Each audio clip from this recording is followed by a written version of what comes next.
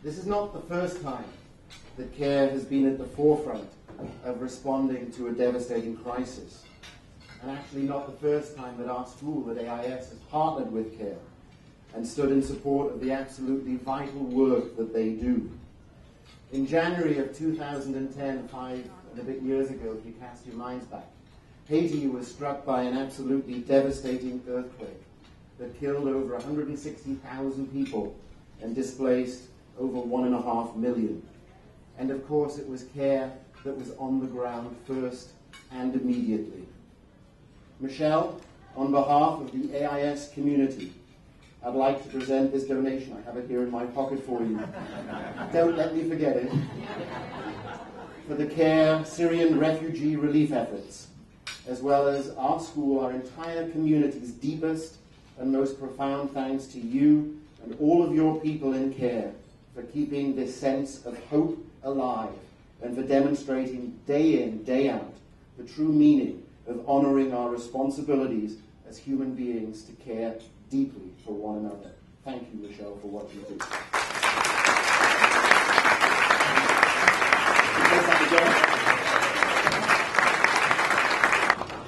position that Michelle holds today is in many ways more important than that of one of 100 United States senators.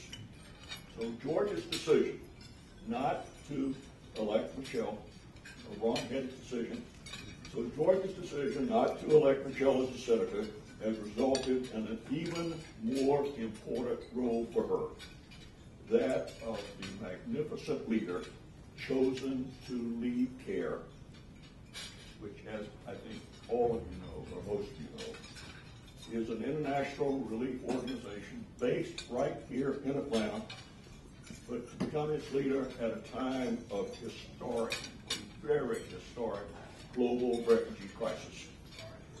As you will hear from Michelle, her first 100 days have been quite epic.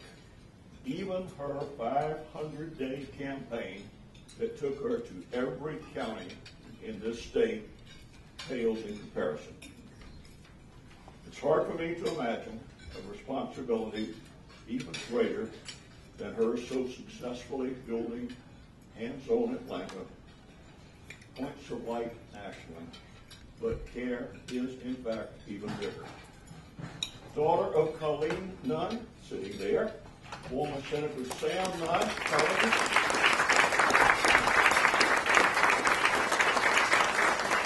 And incidentally, if there's any doubt, the real power of the Nunn family is Colleen Nunn.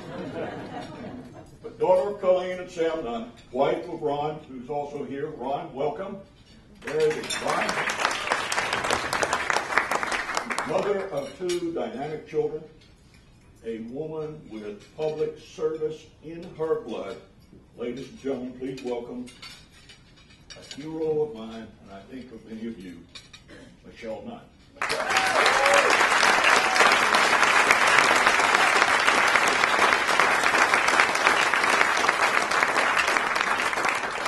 Now, you should know that I promised hardball questions today.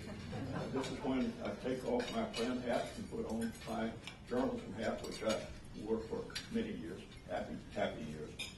Michelle, you recently back from the front lines of being in Jordan and in Turkey, meeting Syrian refugees with whom CARE works. Tell us about what it was like to be out there, and especially what CARE and we need to do. Well, first of all, thank y'all. It is wonderful to be here with you. A lot of friends and family, and also new friends and acquaintances. So terrific. And my husband was reminding me, I think the last time that he came out to support me was during one of the Senate debates. And so I will say this is a much more relaxed environment, despite Tom's promise to send me hardball questions. I would wait until after.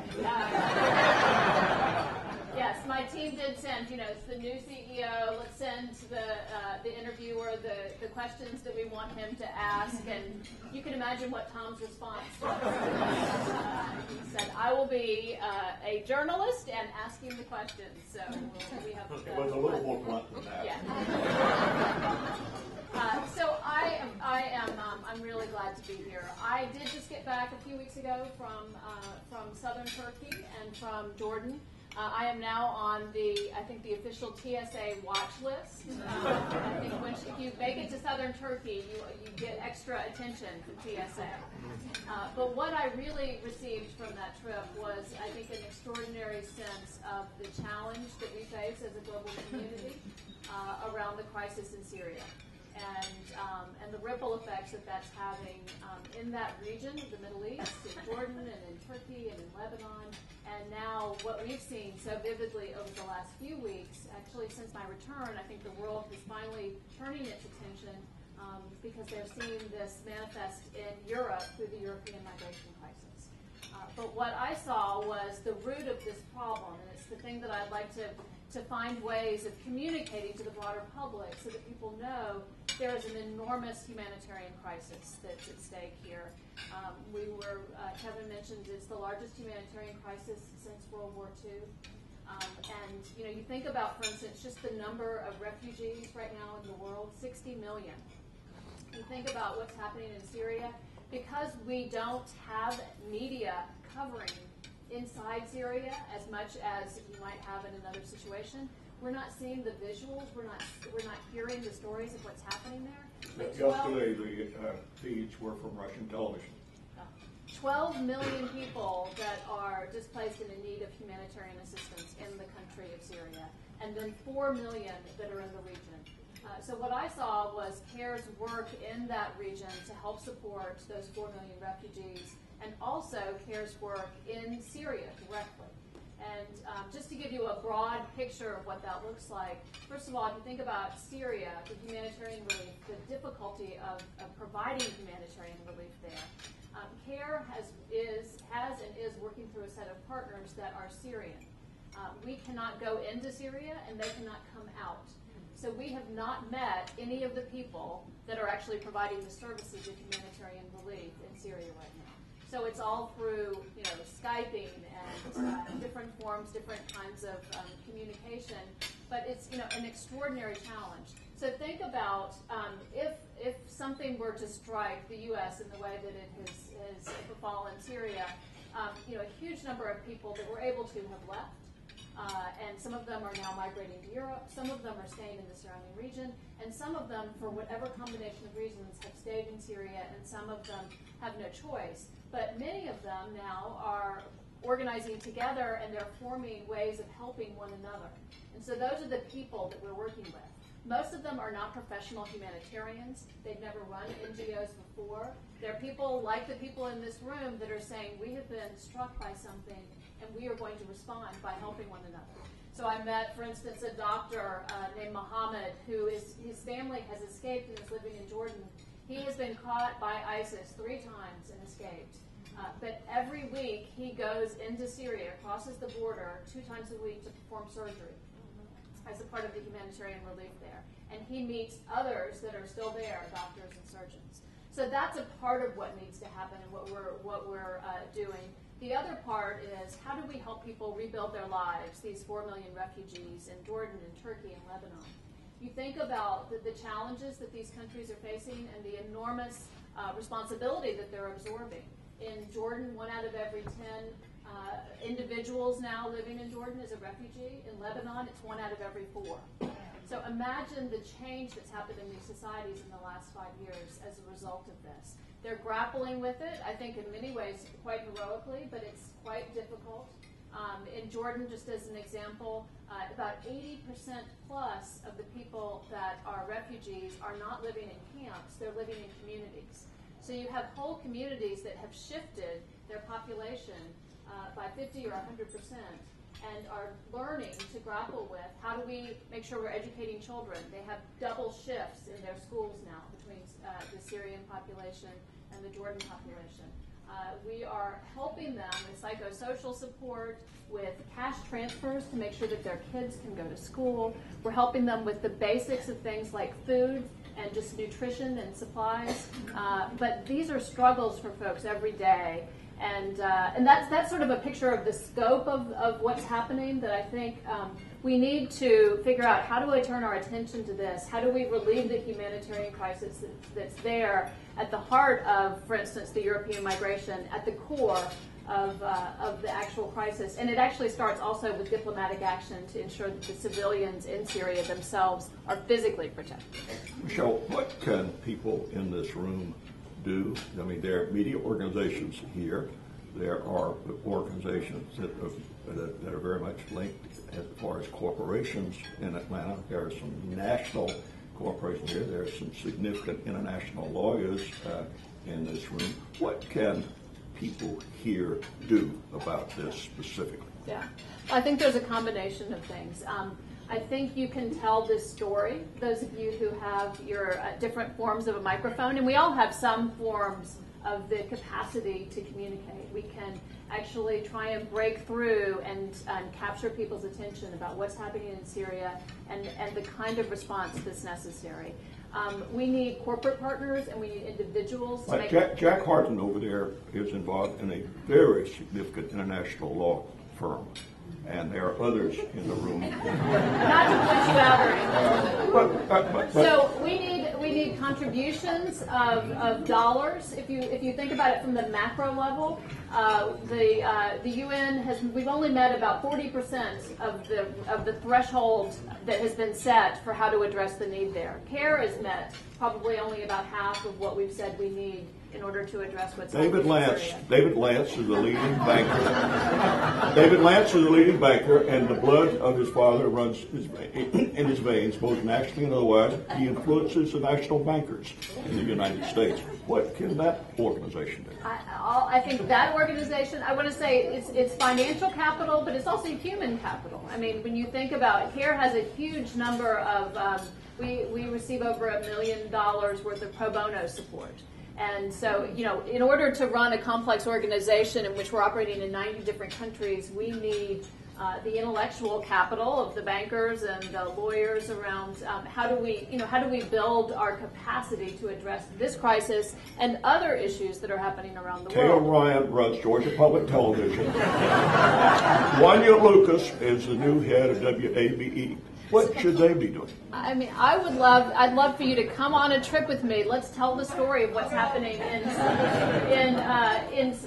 Syria and Jordan. I really do think we have to break through and tell the story. Paired with telling that story is also advocacy.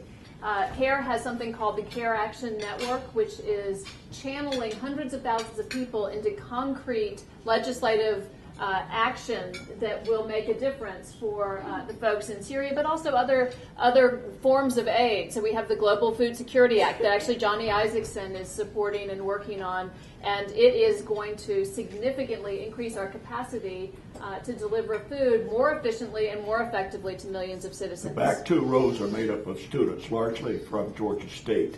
They're here today because they're fascinated by you and by what you're doing. What should they be doing? They're leaders on the campuses in this area. Well, I think as I think about the role of young people, we have, I think from a both global community, from the American response, I think we are enormously generous. I think we can be quite good in supporting issues like Haiti when they come up, or when the Nepal earthquake happens. Natural disasters, people see imagery, they recognize what's happening, they think there is a concrete way that they can help, and we often do our part very effectively.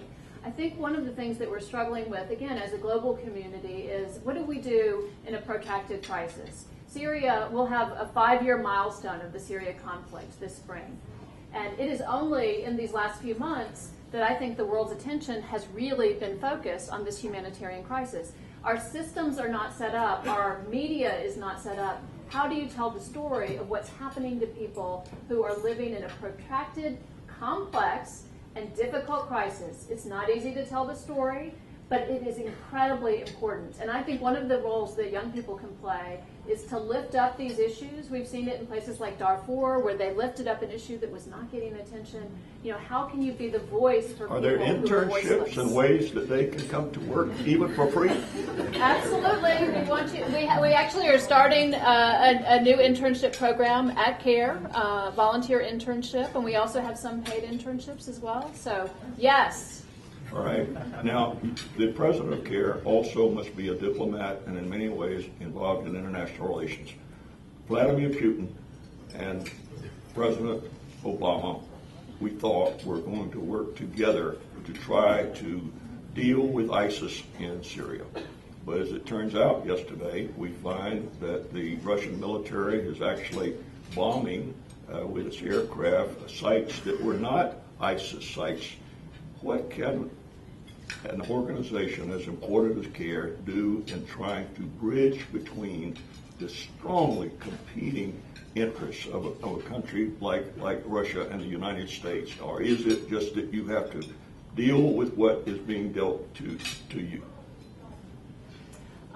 So one of the skills that I hope that I developed and continue to practice from my Senate campaign is the art of diplomacy, but also not addressing directly every question.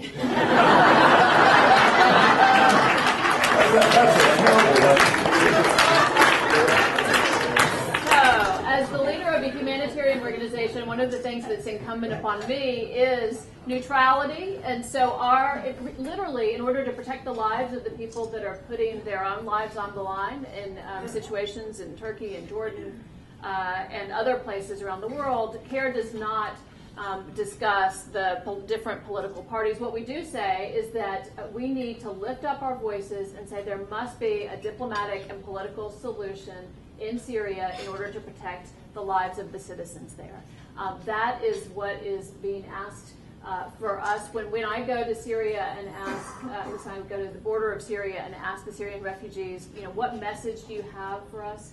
It is, they want a message in which we deliver the possibility of hope, that we are not just bearing witness, but actually going to act upon their pain and the destruction that they're suffering, and that we are going to ask our leaders and the global community to seek relentlessly a diplomatic and political solution to protect the civilian lives that are being destroyed and the people that are being killed and whose lives are literally being transformed in a way that is hard for any of us to actually conceptualize. Michelle, why did you take this job? I had the opportunity after my defeat in the Senate race to have somewhere between a sabbatical and a midlife crisis to think about what I would do with my. Ron, which did she have? We learned how to not answer directly.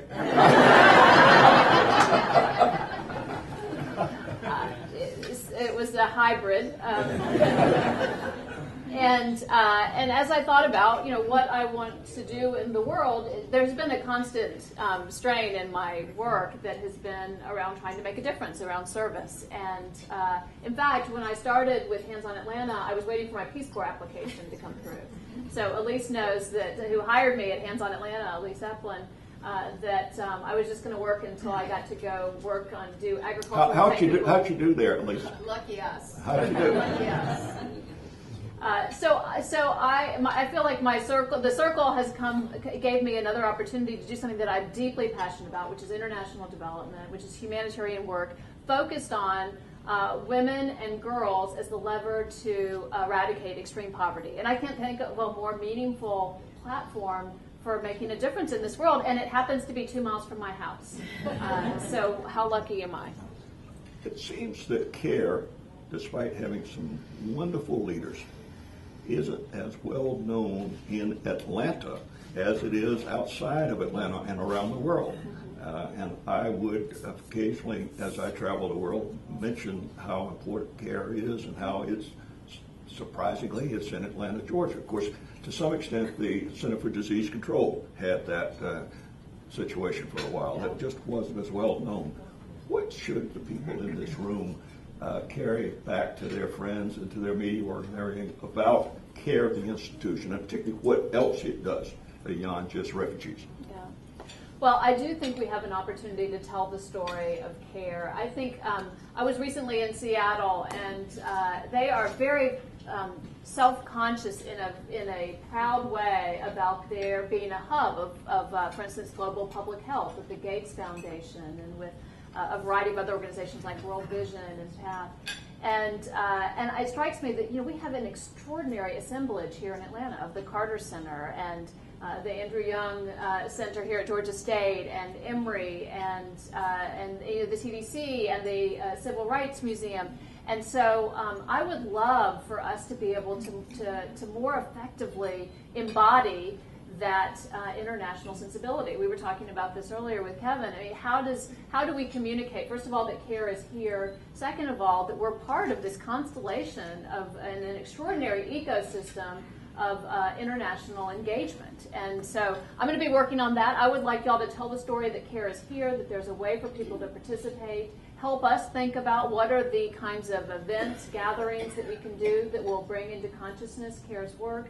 We have on October 10th something that we're calling Walk for Lasting Change, which is walking in the footsteps of a girl. We're literally going to give people the opportunity. How many miles does a girl on average carry water for how many pounds? Just to sort of think about how do we help create a sense of solidarity of our global citizenship. And I think Atlanta is truly a hub of global citizenship, and I'd love your help in communicating that and being ambassadors for CARE's work.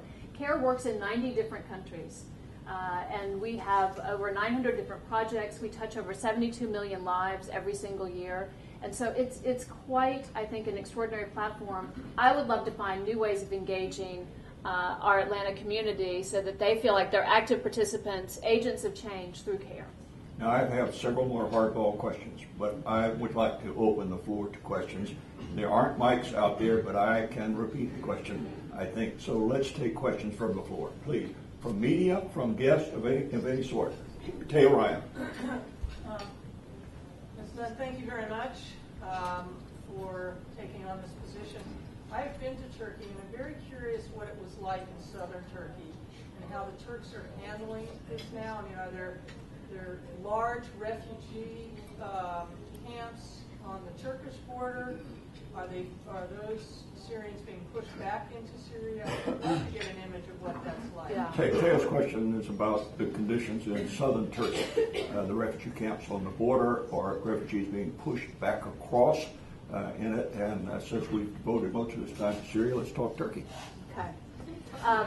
Let's do.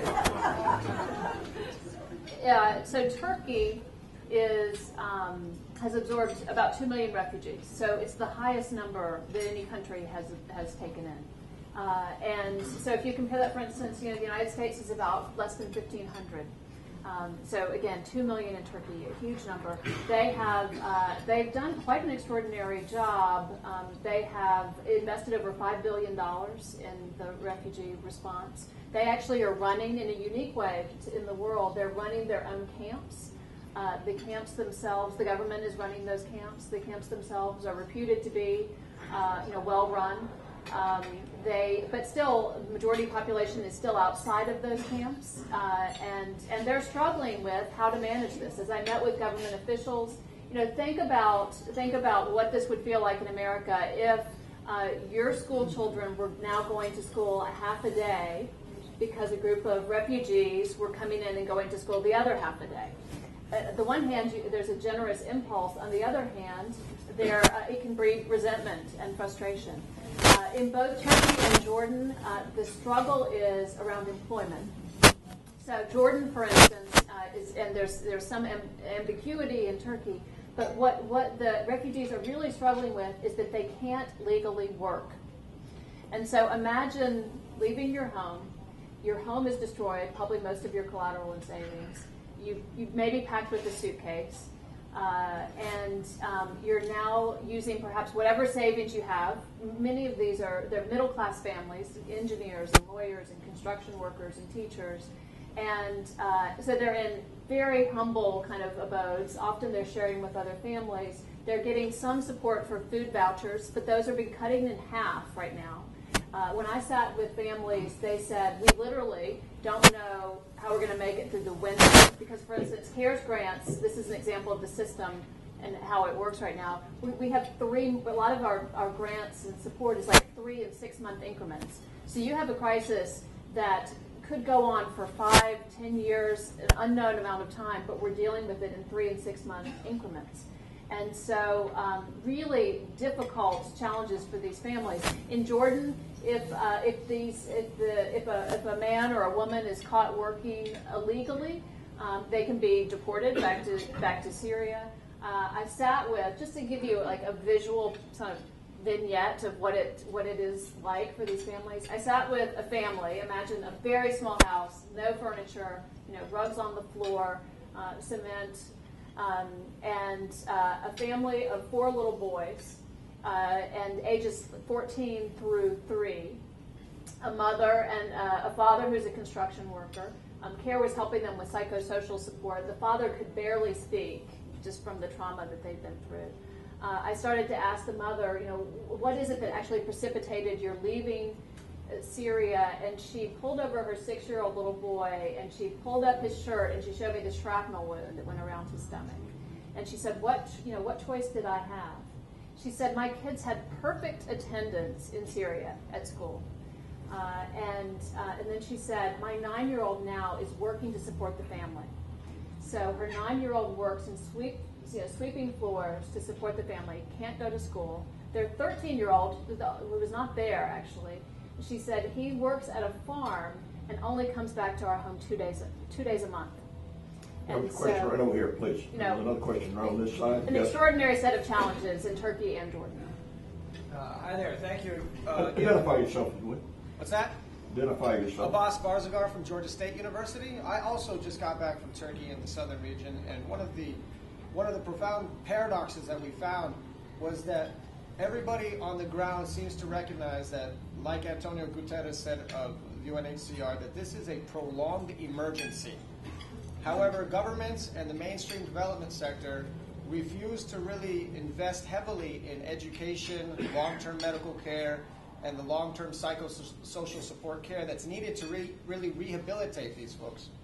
And I know that the dollars that come in are usually dollars for emergency housing, emergency food, etc. And the refugees that we met, frankly, didn't need this. What they needed is sustained living for the future. I'm wondering, as the president of a major NGO, is there ever a moment where you will just say no to the policy community and move on with the work that needs to be done and invest in that sort of medium and long term? And what are the political challenges around that? Yeah. Well, I think that some of them are just purely practical. It's not so much political as I think there are families that do need that continued, sustenance. I mean, I talked with the families who said, we're not sure how we're getting through the winter in terms of just the vouchers. They also need education, you're right. So for instance, only about 25% of the refugee children in these communities are actually in school. So part of the challenge is literally building the infrastructure around the schools. And so I think it's not so much, it may be in part saying no, but what I think it is getting the policymakers and the systems to readjust the way that we deal with protracted crisis, to literally change our capacity as humanitarian organizations and in the broader set of international institutional funders. How do we do things differently so that we can build the capacity for people to live their lives going forward? I mean, we are going to have a continued European migration crisis if we don't support people to rebuild their lives and create some hope in the places where they are living. Everybody that I talked to said that they wanted to go back to Syria. So these are not people, they want to go back home. They don't, at this moment, see any horizon on the timeline in which they can do that, but they also would rather stay closer to home. But they need to have hope for their children. They need to have jobs. They need to have the capacity.